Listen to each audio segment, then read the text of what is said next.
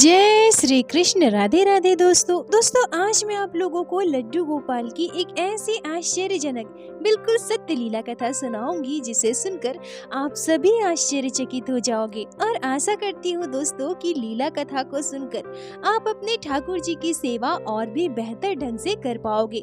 जब एक भक्त से कोई अपराध हो जाता है, कोई त्रुटि हो जाती है और अगर वो घटना हमें पता चल जाए तो हम भक्त अपने लड्डू गोपाल के साथ वैसी घटना दोबारा घटने नहीं देते हैं। हम वैसा अपराध करने से बच जाते हैं। हमारे लड्डू गोपाल को कभी किसी प्रकार की तकलीफ नहीं होती। आशा करती हूँ दोस्तों कि भक्ति लड्डू गोपाल चैनल पर आप लोगों के साथ जो लीला कथा मैं शेयर करती हूँ, जो आप भक्तों के द्वारा ही आप भक्तों के जीवन में घटित घटनाएं मुझे भेजी जाती है, उसके जरिए भक्तों का मार्गदर्शन जरूर होता होगा। आप सभी भक्तों से विनम्र निवेदन है, कृपया आज की इस लीला कथा को, इस वीडियो को पूरा अंत तक जरूर देखिएगा। प्रत्येक दिन की भांति आज की यह लीला कथा भी आपके हृदय को स्पर्श करेगी। दोस्तों कुछ दिनों पहले यह घटना मेरी अपनी एक दीदी के साथ घटी है। मतलब मेरे रिश्तेदार में एक दीदी है, उनके साथ ये घटना घटी है। मेरी दीदी भी लड्डू गोपाल की परम भक्त है, बाल गोपाल से खूब प्रेम करती है और लड्डू गोपाल को वो अपना पुत्र मानती है। बड़ी श्रद्धा भाव से, पुत्र भाव से लल्ला की सेवा करती है। मेरी दीदी की शादी लगभग 7 साल पहले हुई है। उनका एक 5 साल का बेटा है जिसका नाम प्रियांशु है। मेरी दीदी का नाम सृष्टि है। सृष्टि दी बचपन से ही पूजा पाठ करती थी, भगवान शिव की परम भक्त थी।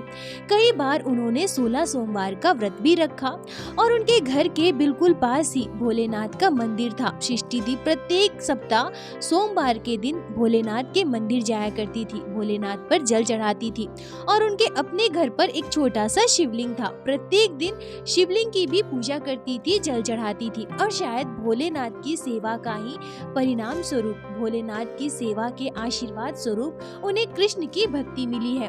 सृष्टि दी शादी के बाद जब अपने ससुराल गई तब जीजा जी के साथ वो वृंदावन धाम घूमने गई थी और वहीं से लड्डू गोपाल के शिव विग्रह को घर लेकर आई और तब से सृष्टि दी लड्डू गोपाल की सेवा करती है।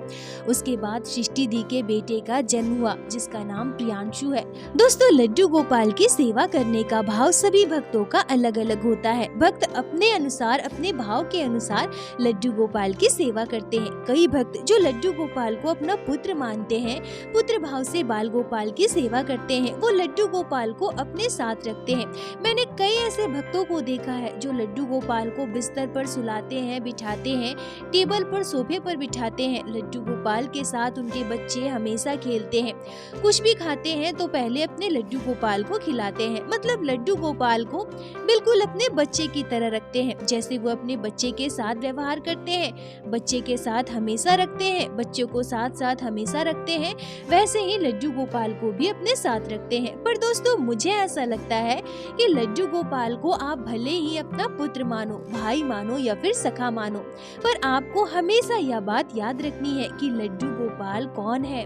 लड्डू गोपाल भगवान श्री कृष्ण के बाल स्वरूप है, इस अखिल कोटि ब्रह्मांड के स्वामी है। आपके भाव के लिए आपके घर पर छोटे शिशु के रूप में विराजित है, आपके लल्ला बने हैं, आपका पुत्र बने हैं। ठाकुर जी बस आपके प्रेम, बस आपके भाव से आपके घर में सेवा ले रहे हैं। परंतु यह बात आपको भी हमेशा अपने दिमाग में रखनी चाहिए कि लड्डू गोपाल आपके पुत्र तो है पर वो भगवान भी है। भले ही आप उनकी सेवा पुत्र भाव से कर रहे हैं, परंतु लड्डू गोपाल की सेवा में जो नियम होते हैं ना, उसका भी आपको जरूर ध्यान रखना चाहिए। मैं यहाँ किसी की सेवा की आलोचना नहीं कर रही हूँ, पर मुझे ऐसा लगता है कि हमेशा अपने दिमाग में यह बात भक्तों को लेकर चलनी चाहिए कि हर चीज जो हम अपने बच्चे के साथ करते हैं वो लड्डू गोपाल के साथ करना उचित नहीं है। क्षमा कीजिएगा, मैं फिर से कहूँगी, आप अपने भाव से लड्डू गोपाल को प्रेम कीजिए, लड्डू गोपाल की सेवा कीजिए, पर यह बात याद रखिए कि लड्डू गोपाल की सेवा में स्वच्छता का जरूर ध्यान रखिए। जब बात आती है स्वच्छता की, जहाँ बात आती है नियम की, वहाँ आपको अपने शास्त्रों के अनुसार ही आचरण करना चाहिए। अब दोस्तों लीला कथा में वापस आती हूँ। तो दोस्तों मेरी सृष्टि दी जो है वो भले ही लड्डू गोपाल को अपना पुत्र मानती थी, पुत्र भाव से उनकी सेवा करती थी और जब उनके बच्चे का जन्म भी नहीं हुआ था, जब मात्र उनकी शादी हुई थी, तब से वो लड्डू गोपाल को अपना पुत्र मानती है। पर उनके बच्चे के जन्म के बाद भी उनके भाव में कोई परिवर्तन नहीं आया। अब भी वो लड्डू गोपाल को अपना प्रथम संतान ही मानती है, बड़ा पुत्र मानती है। परंतु हाँ, लड्डू गोपाल की सेवा में वो नियमों का बड़ा ध्यान रखती है। जैसे लड्डू गोपाल को अपने घर में यहाँ वहाँ वो कभी नहीं बिठाती। लड्डू गोपाल को हमेशा मंदिर में ही रखती है। लड्डू गोपाल को पुत्र भाव से प्रेम तो करती है, परंतु अपने बेटे को लड्डू गोपाल को स्पर्श करने नहीं देती है। वो अपने बेटे प्रियांशु से कहती है कि बेटा ये आपके भाई है, पर आपको भैया को छूना नहीं है, ये भगवान है। जब आप नहाए रहोगे ना तभी आप अपने भैया को छूना, ठीक है बेटा। मतलब सृष्टि दी अपने बच्चे को भी लड्डू गोपाल को ज्यादा स्पर्श करने नहीं देती है। अशुद्ध अवस्था में कोई उनके लड्डू गोपाल को स्पर्श ना करे, या फिर बाहर की जो चीजें बनी हुई आती है, पता नहीं कैसे लोगों ने स्पर्श किया होगा। मतलब मैं शुद्धता के हिसाब से बात कर रही हूँ। शुद्धता के हिसाब से वो बाहर की चीजों का भी भोग नहीं लगाती, ज्यादा से ज्यादा वो घर की चीजों का ही भोग लगाती है। मैंने कहा ना दोस्तों, सभी का भाव अलग होता है, तो सृष्टि दी इन बातों का बहुत ज्यादा ध्यान रखती है। दोस्तों कुछ ही दिनों पहले मेरी वीडियो में आपने देखा होगा कि हमारे घर पर एक छोटे से लल्ला आए थे। तो ये लल्ला वही लल्ला है, मेरी सृष्टि दी के लल्ला है। दरअसल सृष्टि दी के घर पर उनके ससुराल में किन्हीं की मृत्यु हो गई थी, तो उनके घर पर पातक लग गया था। तो सृष्टि दी ने मुझसे कहा कि कुछ दिनों के लिए हम अपने लड्डू गोपाल को तुम्हारे घर सेवा के लिए देना चाहते हैं। तो फिर मैं उनके लड्डू गोपाल को हमारे घर पर लेकर आई।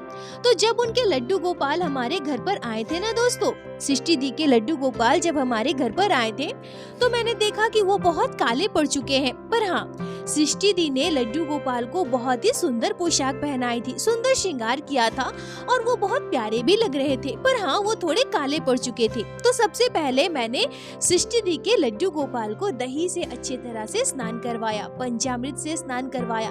अब लल्ला तो है ही बहुत प्यारे, बस थोड़े काले पड़ चुके थे। तो जब मैंने उन्हें अच्छे से दही वगैरह से स्नान करवा दिया ना, तो वो पहले की तरह चमक गए। फिर मैंने सृष्टि दी के लड्डू गोपाल का सुंदर श्रृंगार किया, मतलब मैंने उनका मेकओवर किया।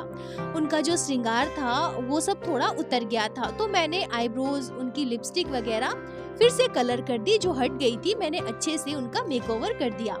तो सृष्टि दी के लड्डू गोपाल लगभग 1.5 महीने तक हमारे घर पर थे। और उसके बाद जब सृष्टि दी हमारे घर अपने लड्डू गोपाल को लेने आई ना, और उन्होंने अपने लड्डू गोपाल को देखा तो वो बहुत खुश हो गई, और वो तो पहचान ही नहीं पा रही थी कि ये उनके ही लल्ला है। उसके बाद सृष्टि दी अपने लड्डू गोपाल को लेकर घर चली गई। अब दोस्तों मैं आप लोगों को बताती हूँ कि सृष्टि दी के लड्डू गोपाल ने उनके साथ क्या लीला की है।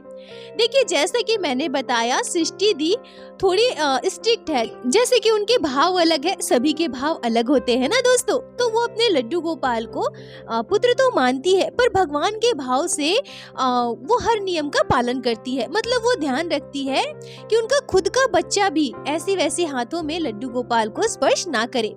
जब वो स्वच्छ हो तभी लड्डू गोपाल को छुए, तभी लड्डू गोपाल को स्पर्श करे। ऐसे हर छोटी छोटी बातों का वो ध्यान रखती है।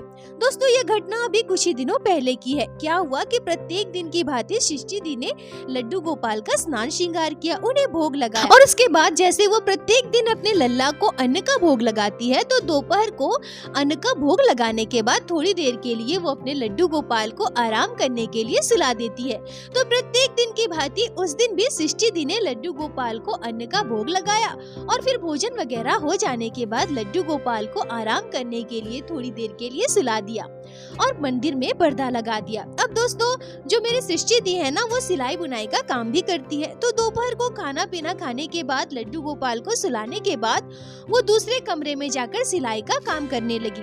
अब जब शाम को वो मंदिर का पर्दा हटाती है ना, तो उसके बाद वो जो देखती है उसे देखकर वो दंग थी, क्योंकि उनके लड्डू गोपाल मंदिर में थे ही नहीं। सृष्टि दी परेशान हो गई, कहती है कि मैंने लड्डू गोपाल को यहाँ वहाँ हर जगह ढूंढा, पर मेरे लड्डू गोपाल मुझे मिल ही नहीं रहे थे। मेरे लड्डू गोपाल कहाँ चले गए, वो मंदिर से अपने आप कैसे गायब हो गए, मतलब मैं कुछ समझ ही नहीं पा रही थी।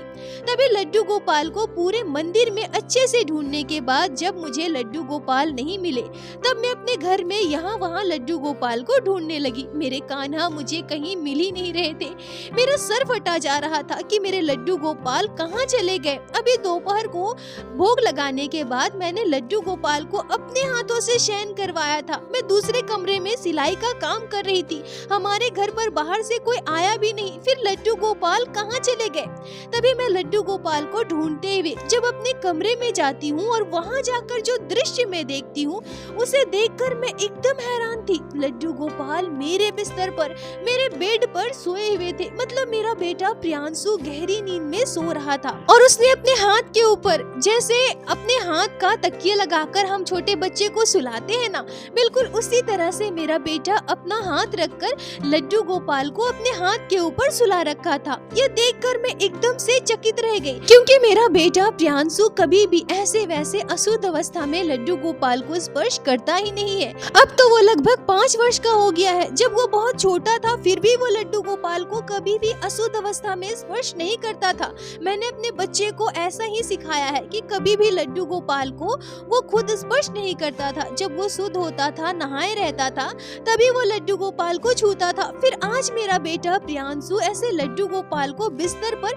अपने साथ लेकर सो रहा है। मतलब देखकर ही मैं हैरान थी, ये कैसे हो सकता है? ये मेरे बेटे ने क्या कर दिया? तभी मैं थोड़े गुस्से में अपने बेटे प्रियांशु से कहती हूँ कि उठो उठो। मेरा बेटा प्रियांशु जाग जाता है और वो जागते ही अपने लड्डू गोपाल को जब अपने हाथ के ऊपर सोए देखता है ना, तो मुस्कुराते हुए कहता है कि अरे अरे लड्डू भाई अभी भी मेरे साथ सो रहे हैं। दोस्तों सृष्टि जी कहती है कि उस समय मुझे बहुत गुस्सा आ रहा था और गुस्से में मैं उससे कहती हूँ कि तुम लड्डू गोपाल भाई को अपने साथ यहाँ क्यों सुलाए हो? कब लेकर आए तुम? मैंने तुमसे कहा है ना कि लड्डू गोपाल को ऐसे स्पर्श नहीं करना है, वो भगवान है। फिर तुम इन्हें अपने साथ यहाँ लेकर आए और अपने साथ सुला लिया। तभी मेरा बेटा मुस्कुराते हुए मुझसे कहता है कि मम्मी आपको पता है मैं सो रहा था ना, तो बार बार लड्डू भाई ना मुझे बुला रहे थे, मुझसे कह रहे थे ना कि मुझे गर्मी लग रही है, मुझे बहुत गर्मी लग रही है, मुझे अपने साथ लेकर चलो ना, मुझे तुम्हारे साथ सुलाओ ना मम्मी, इसीलिए तो मैं इन्हें अपने साथ लेकर आया ना। मम्मी लड्डू भाई को ना बहुत गर्मी लगती है, इसीलिए तो वो मुझे बुला रहे थे ना मम्मी। देखो ना मम्मी कितने अच्छे से सो रहे हैं। दोस्तों सृष्टि दी कहती है ना कि जब मेरा बेटा प्रियांशु यह बात मुझसे कहा ना, तो मेरा खून जैसे पानी हो गया, मेरा शरीर जैसे सुन्न हो गया, मेरी आंखों से आंसू आ रहे थे। मैं समझ गई कि मेरे कान्हा ने मेरे बेटे के साथ लीला की है। सच में आज मेरे कान्हा ने मेरे बेटे के साथ बहुत बड़ी लीला कर दी। सृष्टि दी कहती है कि दरअसल हमसे एक बहुत बड़ी भूल हो रही थी और मुझे उस भूल का एहसास हो गया। हमने अपने कमरे में तो एसी लगा रखी है और लड्डू गोपाल के लिए हमने एक सीलिंग फैन भी लगाया था। हमारे घर के मंदिर में एक पंखा लगा हुआ है, पर सर्दियाँ जब शुरू हो रही थी ना, उसी समय वो फैन खराब हो गया था।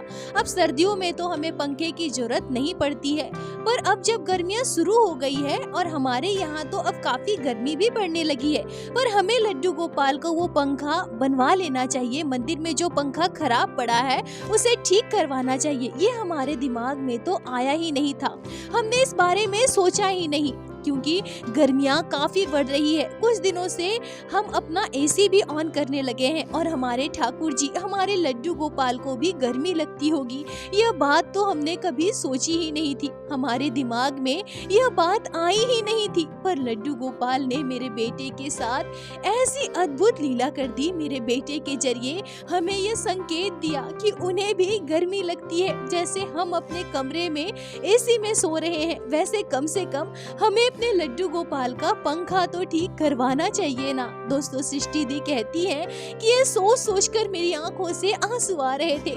उसके बाद जब मेरे पति घर वापस आए तो फिर मैंने उन्हें पूरी बात बताई और हमने लड्डू गोपाल के लिए एक कूलर ऑर्डर कर दिया। पर दोस्तों मैंने सृष्टि दी से कहा कि दीदी आपने लड्डू गोपाल के लिए कूलर ऑर्डर किया है, ये तो बहुत अच्छी बात है, पर अगर हो सके तो आप अपने लड्डू गोपाल को दोपहर के समय अपने कमरे में ही शयन करवाएं, क्योंकि जीजा जी तो उस समय घर पर होते नहीं है। तो आप अपने लड्डू गोपाल को अपने कमरे में उनका बिस्तर लाकर दोपहर के समय शयन करवा सकते हैं और शाम के समय मतलब कि रात के समय उनके पास आप कूलर लगा देना ना। पर हाँ दीदी, कभी कभी ना प्रियांशु को लड्डू गोपाल के साथ खेलने दिया कीजिए। देखिए, ठाकुर जी को गर्मी तो लगती ही है। ठाकुर जी ने प्रियांशु के साथ बहुत ही अद्भुत लीला की है और आप लोगों को भी यह एहसास करवा दिया, आप लोगों को यह संकेत दे दिया कि आपको उनका ध्यान भी उतना ही रखना है जैसे आप अपने बच्चे का रखते हैं। आपसे जो भूल हुई है उसका एहसास आपको लड्डू गोपाल ने करवाया है। पर ठाकुर जी की ये तो बस एक लीला है। क्या पता लड्डू गोपाल अपने भाई के साथ समय बिताना चाहते हो, अपने भाई के साथ खेलना चाहते हो, सोना चाहते हो। इसीलिए कभी कभी जब प्रियांशु शुद्ध अवस्था में हो तब आप अपने लड्डू गोपाल के साथ उसे खेलने दिया कीजिए। बाल गोपाल के साथ प्रियांशु को भी समय व्यतीत करने दीजिए। इससे ठाकुर जी बहुत प्रसन्न होंगे, क्योंकि बच्चे तो बच्चों के साथ खेलना ही पसंद करते हैं और हमारे ठाकुर जी तो है ही नटखट। और दोस्तों, मेरी सृष्टि दी भी बहुत प्रसन्न है। उनके कान्हा ने, उनके लड्डू गोपाल ने उनके बेटे के साथ बहुत ही प्यारी लीला की है, बहुत ही अद्भुत लीला की है। सोच सोच कर ही वो बहुत खुश हो रही है। और सच में दोस्तों, यह लड्डू गोपाल की बहुत ही अद्भुत लीला है। इतनी प्यारी और अद्भुत लीला कि सुनकर ही मन प्रसन्न हो गया। और दोस्तों, अब आप लोग ही बताइए, इस घटना पर आपके क्या विचार है, आपके क्या राय है, कमेंट में मुझे जरूर बताएं। मुझे आप सभी के कमेंट का इंतजार रहता है। और प्रत्येक दिन की भांति लीला कथा के अंत में मैं आप सभी भक्तों से हाथ जोड़कर प्रार्थना करूंगी, ठाकुर जी की भक्ति कीजिए, लड्डू गोपाल की सेवा कीजिए, नाम जाप कीजिए और एक बार मेरे साथ प्रेम से कहिए, बोलो बांके बिहारी लाल की जय, लड्डू गोपाल की जय, जय जय श्री राधे।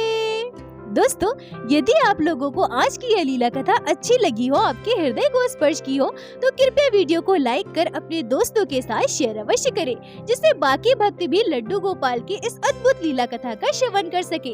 और हमारे चैनल को सब्सक्राइब करें, जिससे प्रत्येक दिन आप लोग हमारे चैनल पे श्री बांके बिहारी श्री लड्डू गोपाल की अद्भुत लीला कथाएं श्रवण कर सके। दोस्तों, यदि आपके जीवन में घटी हो कोई भी चमत्कारी घटना या लड्डू गोपाल ने कभी भी की हो कोई भी लीला जिसे आप हमारे साथ शेयर करना चाहते हैं, तो कृपया हमें इंस्टाग्राम पे मैसेज करें। हम आपसे कांटेक्ट करेंगे और आपकी उस लीला कथा को हमारे चैनल पे बाकी सारे भक्तों के साथ शेयर अवश्य करेंगे।